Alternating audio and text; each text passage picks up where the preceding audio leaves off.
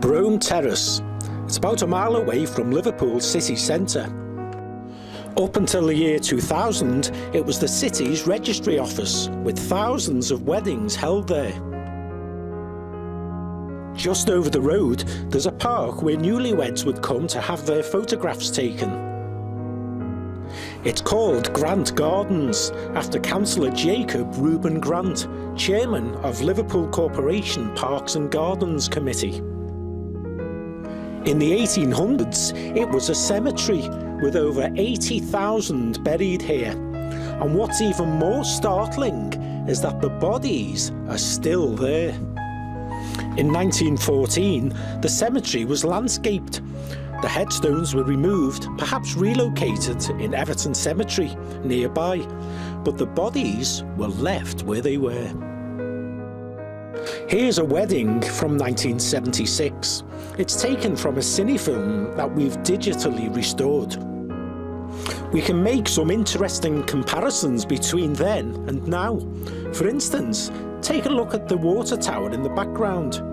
We can see that it has some kind of mast or antenna. Well, today the water tower is still there, though it's not in use, but the mast has gone.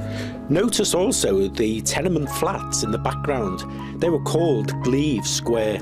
Well, as we can see, they've been completely knocked down and replaced by a new housing estate.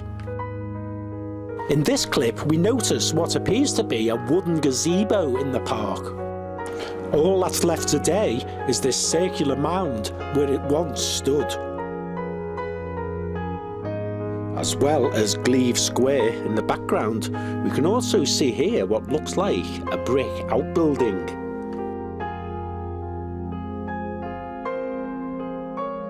Well, this is 2020 and it's long gone, but we can see some evidence of where it once stood. So what about this construction right in the middle? We can see that it once had a plaque which has left a sort of indent, and that reads, "In memory of Anne and Mary Johnson." So perhaps that's a clue to it being a cemetery at one time. If we use our clip to go back 44 years, we will see that the placard had long gone by then, but the memorial was a lot whiter and more intact. In fact, this next scene shows it complete in all its glory.